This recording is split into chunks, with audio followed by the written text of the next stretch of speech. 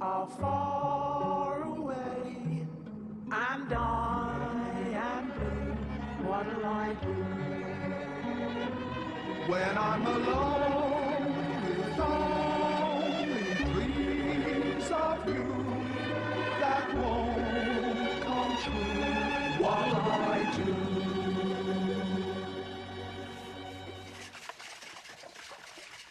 Put some elbow grease into it, Travis. Is that banner ready yet? Oh, I'm doing it right now. Right, let's have a look.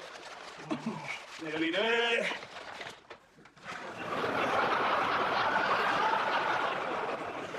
You had one job, Garth. Oh, what? I could go and get another one. No, it's too late now. She'll be home tomorrow. Just take it down. Then get on with your ironing. Yeah, all right. Oi! Attitude. Your mum's doing time for you. The least you can expect when she comes home is some freshly ironed clothes. Instead of those filthy prison rags they made her wear. I thought they wore their own clothes. I won't tell you again, Garth. Well done, Travis. Keep this up and get a job at Downton Abbey. What are these for? They're sugar tongs. Oh, be careful with those. They're an heirloom. Your dad nicked them from a silversmith's in King's Lynn. But doesn't the sugar sort of fall out? Lump sugar, Travis. I bet Maggie Smith never has to put up with this. Can't believe Mum's back tomorrow. This last month's felt like a year. When she gets home, we are going to spoil her rotten, yeah? I'm going to keep you to that. Tracy! Tracy, have you escaped? How thrilling! Did you get time off for good behaviour? I always knew I was coming out today. I just told you it was tomorrow because I didn't want a big fuss at the prison gates. Enough of that with your dad. Thank God you're home, Mum. But it hasn't been the same with Auntie Shell in charge. Well, someone had to be in control, so I rose to the occasion, didn't I, boys? Yeah, you could say that. While you're rising to the occasion, any chance of a cuppa? Of course, Travis Kettle. Forget the tea. I bought a magnum of vintage champagne to celebrate. Oh, has your book started selling again? Not really, but there's more than one way a woman of the world can generate a little extra income. Don't even go there. Garth, would you? Only if he was desperate. I'll get the champagne glasses. Where are they, Mum? Top cupboard, left-hand side. No, top cupboard, right-hand side. What? I've done a bit of reorganising. Why? Because the stuff you use the most should be in the most convenient cupboard. It's all in the Bible. You haven't found God while I've been inside. No, this Bible. Kitchen Commando by Jed Q. Kowalski. All the secrets of a professional kitchen in one handy package. Bit like me, really. Right, to Tracy. To Tracy. To me. Welcome home. And to me. The new kitchen supervisor of Broad Park Secondary. You got the kitchen supervisor job. Why didn't you say? Didn't want to count my chickens. No, that'd be my job. We got through 37 last week.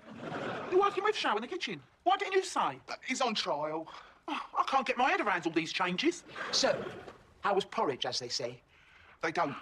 Look, I don't want to talk about it. It's all history. I'm moving forward from now on. I'm going to go out there, I'm going to get myself a job, and I'm going to earn a few bob. Because God knows we need it. You could get a job in the school canteen. There's always loads of vacancies. We have a very high turnover for some reason. I'm setting my sights higher than that, which is why I did a carpentry course. What do you reckon? Without wishing to state the obvious. Look, I know it's only got 2 legs, but I didn't have time to finish the course. Next time I'll try and get a longer sentence, eh? That's a load of cobblers, Garthy. Well, plum cobbler's their favourite pudding. We can't afford plums. What about, plum tomato cobbler? It's not really the same thing, is it? Then you should have gone over budget on buying luxury ingredients. Eggs are not a luxury. They are for these kids. Look, you're spoiling them for when they leave here and have to insist on burgers and benefits. Conrad! I didn't know it was hot. Don't you have hot food in Romania? Not often. That is why I came to Britain. Well, just clean them up, will you? Look, these things happen in kitchens, Auntie Shell. Mrs. Theodopoulos. Not in mine. Excuse me, Mrs. Theo Look, I've told you before, Cecily. Just call me Mrs. T. What is it? They sent a replacement for Bella. Which one's Bella? The one who had a nervous breakdown? Oh, lightweight. Right, director to my executive office suite. Right. I wonder what pathetic no-hoper I'm going to have to whip into shape this time. Hello, Shell. Trace! This is a nice surprise. But I ain't really got time to talk. I've got to interview some loser from the Knob Centre. That'll be me. Kidding? I thought you were going to set your sights higher. I was. I told them I was looking for something in bespoke cabinet making. Did you show him your stool sample? They weren't that impressed. They said this is the only job on offer. Take it or leave it. Well, then I'm pleased to offer you the position. Come on, Trace. It won't be that bad. You might like it. Mrs. T. I'm in conference.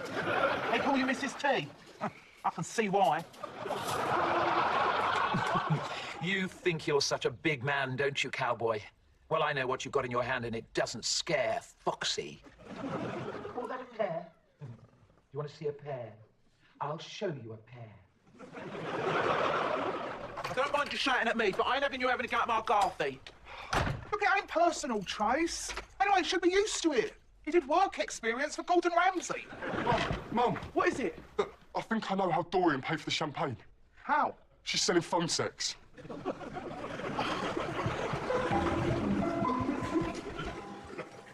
If you want to see what I've got, it's going to cost you a lot more than that. Travis, go to your room. What are you doing, you trollop? Tracy, please! You're interrupting a sensitive transaction. I bet it's sensitive, you filthy animal.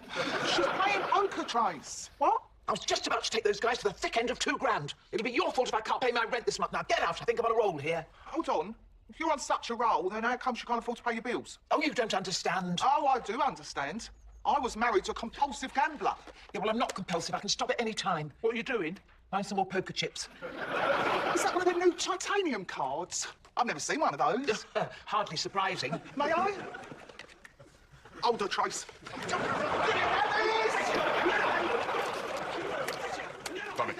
Tracy! Come here, you! Hold on, she's like a wild cat! What are you doing? What's it look like? How dare you? It doesn't matter anyway, because I've got online credit. Not anymore. Travis just froze your account. What? How? Told him he died. I thought we were friends, Travis. It's for your own good, Dor. Exactly. But we were saving you from yourself. It's called tough love. Yeah, well, now I'm £5,000 out of pocket. How much? All right, 10,000. What am I going to do? All right, just calm down, will ya? Right, let me think. Right, now, I know this is crazy, but just bear with me. I think I know what you can do, Dor. What? Get a job! Come on, Dor, you ain't helping. Yeah, well, this is very difficult for me. I've never had to write a CV before. If you're not even prepared to commit to a date of birth. All right. May the 7th, 1919. 1919. Oh, that makes you 95. You're wearing well. All right. 1958. So you were 7 when your daughter was born. Does it really matter, Travis? How's your CV going? Oh, a work of fiction. Well, doesn't matter now.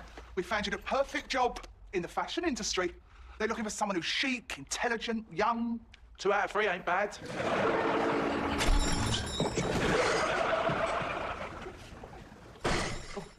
My, we're eager. Oh, actually, you've got some quite nice things in here. Of course, we have a very exclusive clientele. Ladies who can't bear to wear the same designer item twice. Oh, quite. Quite. Does anything catch your eye? There was something in the window. The Chanel handbag. The Armani jerkin? No. The job vacancy. You'll need to speak to the owner. Mrs. Fishland? Melanie. This lady's interested in the job. Is she now? Well, well, well. Dorian Green. How the mighty have fallen.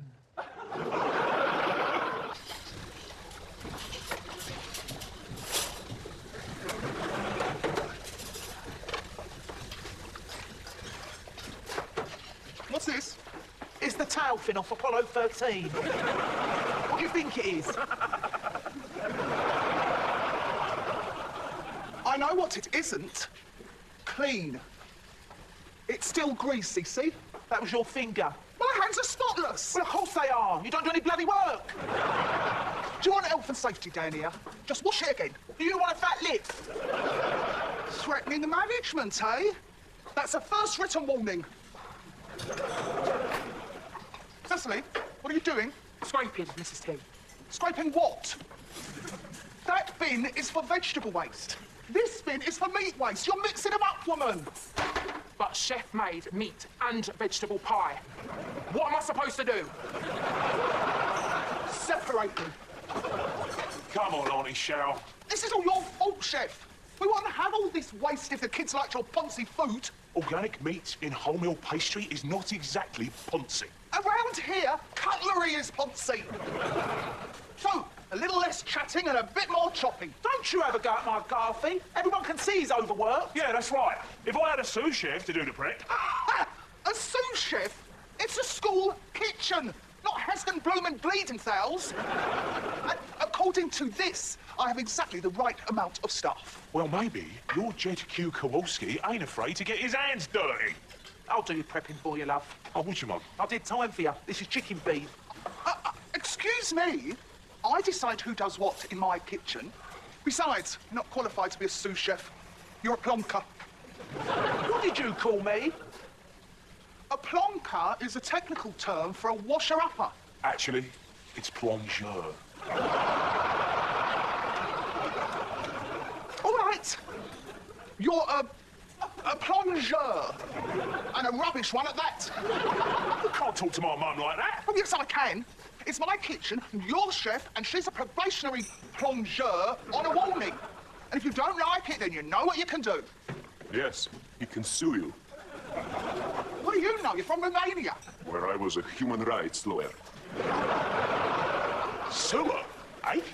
Yes, you have certain inalienable rights under the European Convention. We could take this all the way. I don't know if we got time for all that. Oh, don't worry about that, Garthy. You've got plenty of time. You're fired. You can't fire him. You ain't Alan Sugar. It's my kitchen. I'll do what I want. Well, maybe, but I don't have to put up with it. Oh! Second round warning. Right, that's it. Everybody out. Come on. Out we go. Stand tools, all of you. Come on. This design really shows off the slimmer silhouette, madam. It's perfect. I'll take it. You've a real flair for this work, haven't you, Dorian? Do you think so, Melanie? I'm so glad the fates have thrown us back together again. It gives us a chance to reboot our relationship, so to speak. Why did we ever become such bad friends? You really don't remember? I've led a very full life since school. So you admit it was school? I have a vague recollection. It's seared on my psyche. It was the day we started at King Solomon Grammar. You were the only girl I knew from primary school. We were supposed to be bosom buddies. We were. Although you didn't actually have a bosom. Unlike me. Then why did you humiliate me in front of the whole class? What? My father was not a wealthy man. He couldn't afford the uniform, the hockey sticks, the tennis racket. It's coming back to me now. So my mother bought me a slightly pre-owned laser. That's right. And Daddy altered it. And it was a perfect fit. Except it buttoned up the wrong way because it was a second-hand boy's blazer. And who drew attention to the fact? Who tore it off my back and showed all the other girls that the name tag said Norman Chrysler? Dorian, what can I say? I was young. I was insensitive. Perhaps my breasts had gone to my head. You can't imagine that I could do something like that to you today? I suppose not.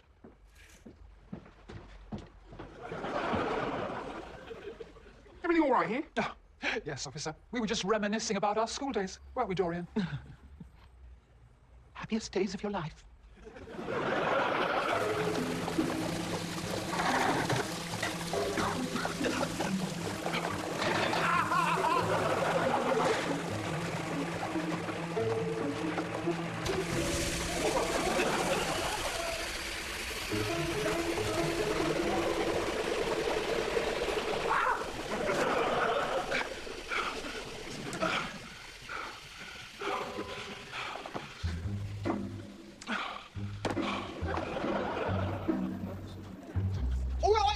All right.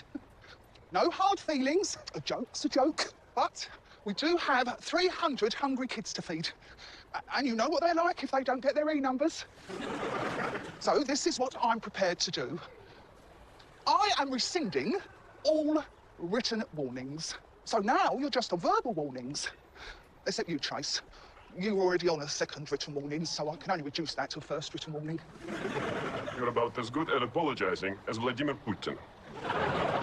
What do you want me to say? I'm not cut out to be a manager. Exactly! That's all we wanted to hear. So you're going to come back to work? On 2 conditions. Number 1, you hire another plonker. Done. And number 2, you bin that stupid book. Must I?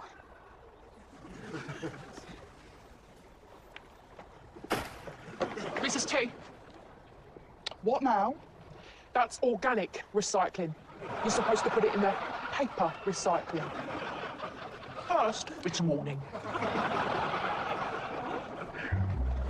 Come on, you lot. Everyone back. As I always say, one woman's failed diet is another woman's designer bargain. I'm quite enjoying this. So how come I didn't know that you were in the second-hand schmutter game? Oh, it's only been a year. I needed a hobby. One can only take so many once-in-a-lifetime holidays. That is so witty. Oh, my goodness, it nearly slipped my mind. While you were at lunch, someone brought in the most fabulous Zeffirини blazer. It would be perfect on you. Stephanie. Yeah. It's a little big.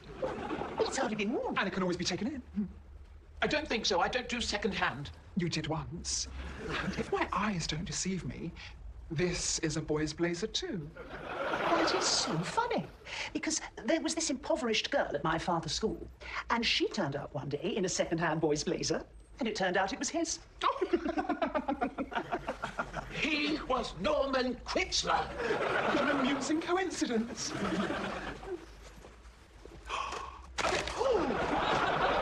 That's coming out of your wages. Work here. I'd rather scrub floors.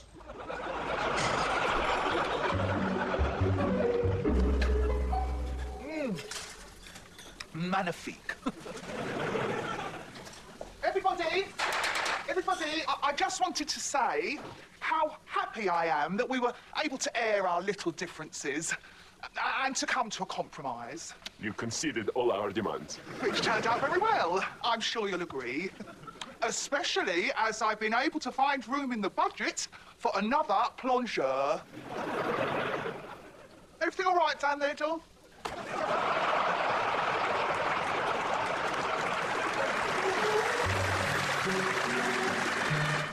The boss of the Solano Group, a.k.a. Joan Collins, is ringing the changes tomorrow. The whole of Benidorm's in for a shock in the new series at 9. And if you missed the start of the brand new series of Midsummer Murders, don't worry, it's there to catch up with any time on ITV Player. Next, and with the end in sight, can they change their behaviour for good in the final part of Bring Back Borstal?